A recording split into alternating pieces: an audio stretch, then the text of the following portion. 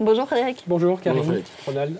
On vous aimait bien, mais c'est la fin. Voilà, parce que demain, c'est la fin du monde. Demain, c'est la fin du monde et les geeks s'en sont donnés à cœur joie. Alors, pour s'en persuader, la première chose, alors il ne faut plus croire le calendrier Maya ou les prophéties de Nostradamus. Là, aujourd'hui, c'est la météo Apple. Voilà ce qu'elle annonce demain. Pas de problème. Vous voyez, pour les normales saisonnières seront largement dépassées. On sera plus de 1000 degrés. On aura des vents de près de... chaud, hein, faut ressortir les maillots. Des vents de près de 300 km/h. Donc voilà, préparez-vous.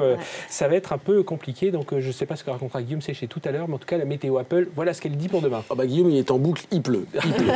Alors, la fin du monde, ce qui est bien, c'est qu'on peut déjà la vivre, mais sur Facebook. Alors oui, vous avez tous vos milliers d'amis vont pouvoir vivre tout cela sur Facebook. Alors c'est une application à télécharger sur Facebook. On la lance sur sa propre page et en fait, ça prend toutes les photos, les personnalités de vos amis et ça les glisse dans les reportages. Donc vous pouvez voir, alors il y a un bandeau, alors qu'on ne voit pas l'écran, mais qui défile, où il y a le nom de vos amis. On dit qu'il est en train de revoir Ronald, qui est en train de cambrioler, j'ai vu ça. Ronald Guintrange aperçu en train de chasser dans un zoo. Ça m'étonne pas, ça. Vous avez là un extraterrestre qui est en train de regarder les photos de votre album. Voilà, il y a tout un tas d'applications, c'est assez marrant. Et puis voilà, ça vous rappelle quelques photos de vos amis. Vous avez perdu de vue. Bon, une fois que la Terre aura été dévastée. Et je terminais là-dessus, c'est quand même la pierre tombale à la fin, est quand même assez terrible. Ça vous a fait peur? Ça m'a fait peur. Bah, c'est la fin du monde. Hein.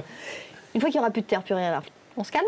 Eh bien, on se calme, il y aura une accalmie. Mais alors, Google a pensé à tout en créant la Map of the Dead. C'est c'est n'importe quoi. C'est la carte où il y aura le plus de zombies. Vous savez, ces morts-vivants qui vont ressortir des antres de la Terre. Ah, mais on ne sait Frédéric, pas. ça n'existe pas. On verra demain. Il faut que je vous rassure sur certaines choses. Et en tout cas, plus les zones sont rouges, plus il y a des zombies. Alors, on vous indique où est-ce qu'il y a des casernes de militaires, où est-ce qu'il y a des armureries pour vous défendre. Et puis, plus la zone est rouge, plus il y a des zombies. Mais plus la zone est rouge, c'est plus il y a de chair fraîche. Soit on est mort, soit on est vivant. Voilà, en tout cas, voilà une carte interactive. Vous rentrez votre lieu, vous verrez où on peut aller se protéger. J'ai plus rien, je ne sais pas si je dois en rire ou en pleurer.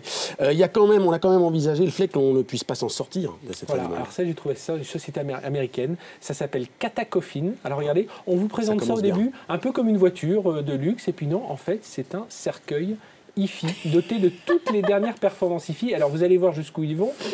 Donc là, évidemment, il y a tout le confort, mais on peut mettre du son. Alors il n'y a pas de vidéo, mais on peut mettre ses chansons préférées. Voilà, il y a des petits clips en bas pour insérer les petites prises. Et regardez la pierre tombale. Elle a bien rembourré tout ça. Voilà la pierre tombale. Qui elle aussi est numérique, donc on peut voir qu'est-ce qui est en train de jouer en ce moment dans le cercueil. Et puis lorsqu'on va rendre visite au malheureux décédé, on peut aussi lui envoyer les musiques, lui faire écouter la musique qu'il aime. Les meilleurs lancements de Karine. Voilà, donc c'était c'est le cercueil des geeks existe et on vous le présente aujourd'hui. Bon, on espère quand même vous retrouver avec nous demain, les jours d'après, tout ça.